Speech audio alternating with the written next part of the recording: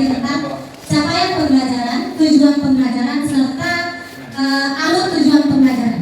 Bapak Ibu, di sini kita akan belajar, sama-sama belajar bagaimana cara kita merumuskan tujuan pembelajaran dan alur tujuan pembelajaran. Nah, capaian pembelajaran itu adalah merupakan kompetensi pembelajaran yang harus dicapai peserta didik pada setiap fase perkembangannya. Jadi kompetensi itu adalah yang maksud pengetahuan, keterampilan dan juga sikap. Jadi kompetensi itu yang dimaksudnya Bapak Ibu. Kemudian tujuan pembelajaran. Nah, tujuan pembelajaran ini adalah deskripsi 3 capaian aspek kompetensi yang ada dalam capaian pembelajaran. Ada pengetahuan tadi, keterampilan kelas 4. Kemudian fase C itu adalah kelas 5 dan kelas 6. Jadi nanti di alur pembelajaran ini kita harus menyusunnya sesuai dengan fase ya Bapak Ibu ya. Kita tidak boleh meloncat-loncat.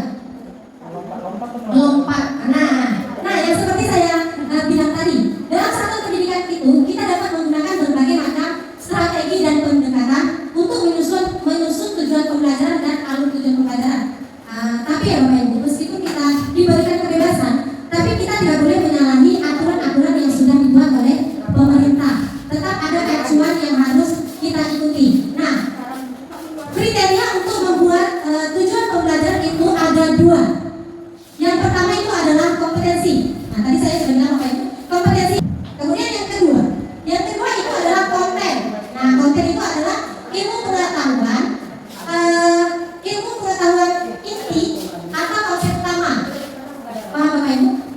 Ini maksudnya ini kalau kita biasa sebut dengan materi. Kalau kita biasanya menyebut dengan materi. Dan sekarang ini adalah kriteria alur tujuan pembelajaran. Nah, sama juga ada 2. Yang pertama itu menggambarkan urutan pengembangan kompetensi yang harus dikuasai. Jadi nanti kita bisa, saya rasa semua Bapak Ibu sudah tahu ya, C1 sampai C6 itu. Kemudian yang kedua, ATP dalam satu fase menggambarkan cakupan yang linear. Jadi kalau kita mengajarkan fase A, ya di ATP kita harus kita buat yang fase A. Jangan pula nanti kita mengajar di fase A, misalkan fase 1. Terus kita buat ATP-nya itu untuk fase B, berarti itu tidak linear. Nah, jadi kita harus tahu juga kalau kita mengajar di kelas 1 dan kelas 2, berarti kita itu adalah fase A. Tujuan pembelajaran. Nah, tadi kita sudah tahu kriteria membuat tujuan pembelajaran, kemudian kita juga sudah tahu bagaimana kriteria membuat alur tujuan pembelajaran. Nah, sekarang kita belajar bagaimana cara merumuskan TP dan ATP dari kalimat CP.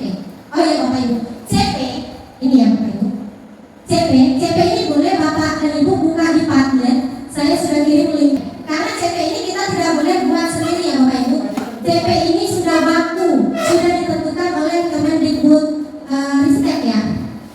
Nah, jadi kalimat dari kita ambil dari kalimat CP. Nah, rumusan TP pada kompetensi dan konten itu diambil dari CP. Nah, kemudian kalau sudah kita ambil rumusan kompetensi dan kontennya ini, kita merumuskan kalimat TP. Nah, untuk merumuskan kalimat TP ini, kita dapat mengambil referensi dari berbagai sumber. Nah, ini maksudnya ini kata kerja operasional.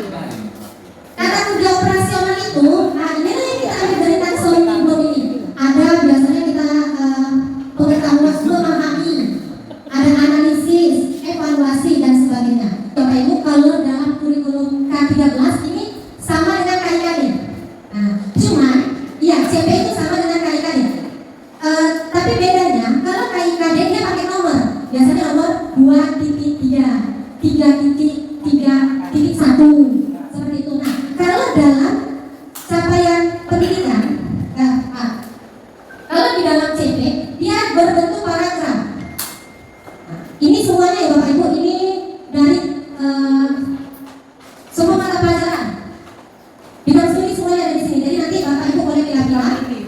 Ya, boleh dipilih sendiri. Nah, di sini saya sudah ada mengambil salah satu ya, biar lebih ini. Di sini ada saya ambil contoh mata pelajaran IPAS. Nah, IPAS ada beberapa CP. Oh, di dalam CP itu ada elemen ya. Di dalam CP itu ada elemen. Elemen itu karakter pembelajarannya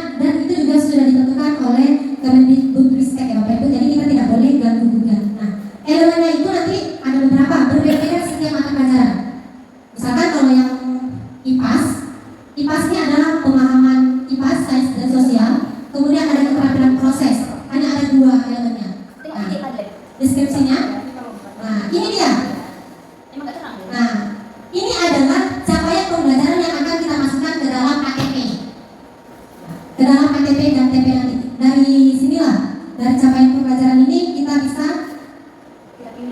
memilih. Ya. Jangan semuanya dimasukkan ya Bapak Ibu, banyak ini. Kita ambil materi sesuai dengan materi kita. Jadi tidak boleh sembarangan. Misalkan kita mengambil materi tentang panca indera, ya. Ini contoh kita mengambil tentang panca indera. Jadi kita harus mencari dulu CP yang tentang panca indera. Oh ini, pas teman-teman. Jadi fungsi bagian tubuh panca indera. Nah, membuat simulasi menggunakan badan alat sederhana siklus stop. Oke. Peserta didik menganalisis hubungan antara bentuk serta fungsi bagian tubuh panca indera. Cukup sampai di situ saja Bapak Ibu. Kalau kita mau mengajarkan panca indera, jangan Bapak Ibu mengajarkan sampai peserta didik membuat simulasi menggunakan alat bantu sederhana dengan siklus makhluk hidup. Ini lain lagi nanti pembelajaran. Oh, berarti dia Sesuai dengan materi kita. Misalnya IPAS itu berarti di situ beberapa dia digabung gitu ya? Iya, ini semuanya digabung. Makanya saya memilih ya. iya, makanya kalau KIKD dia sudah terpisah secara otomatis dan sana kan. Kalau di sini dia berbentuk paragraf, jadi kita memilih dan memilih sendiri. Terus ini kalau CP itu kan Ya. kelas 4, itu yang kelas 4 atau gabung semua? Dia terpisah, makanya ya berasa. Makanya di yang saya kirim di panel itu semuanya di situ dia bergabung dengan satu.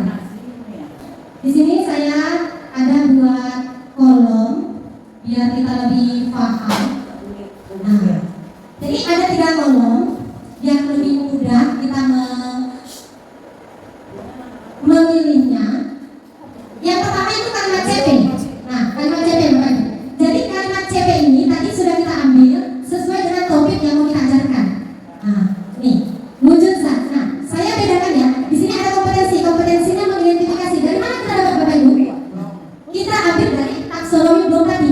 Nah, kata kerja operasional. Yang mana kata kerja operasionalnya? Di sini ada mengidentifikasi. Nah, jadi kita berarti kompetensinya adalah mengidentifikasi. Materinya apa? Ini materinya proses perubahan wujud zat. Berarti materinya salah satunya adalah tentang wujud zat. Kemudian tentang perubahan bentuk energi dalam perubahan wujud zat dalam kehidupan sehari-hari. Jadi itu materinya. Nah, haruskah materinya judul materinya ini? Tidak. Karena kebetulan saya sebenarnya materinya tentang wujud zat. Boleh kita sesuaikan dengan kondisi di lingkungan sekolah. Hari panas ini, misalkan. Jadi kita mau belajar tentang proses terjadinya es batu, penguapan, boleh. Nah, kalau materinya masih ada hubungannya dengan wujud zat, berarti CP-nya kita tetap ambil ini. Tapi kalau kita mau menyesuaikan dengan lingkungan, misalkan lingkungan kita banyak perbedaan agama, misalkan di dalam kelas, janganlah yang ini kalimat CP-nya, yang ini yang diambil. Jadi kalimat CP-nya ini harus sesuai dengan materi yang mau kita ajarkan. Sampai di situ ada yang bertanya Bapak Ibu? Kalau tidak ada, kita langsung latihan bagaimana cara membuat CP, cara merumuskan TP, ATP dari kalimat CP. Paham Pak Nasrul? Langsung latihan biasanya ya Bapak Ibu ya. Kalau kita tidak latihan, susah ya. Oke. Yang kita temukan buat di CP. Ya, di capaian tadi berapa kompetensi yang kita buat? Berarti sejumlah itulah dia di kalimat TP hasil analisis ini ya Bapak Ibu. Nah, di sini saya bikin ada 4 karena tadi kompetensi ada 4. Begitu. Selanjutnya di sini rumusan tujuan pembelajaran dan hasil analisis CP dan ATP. Elemennya, Permen. elemennya juga, Permen. nah ini tadi bisa nih elemen itu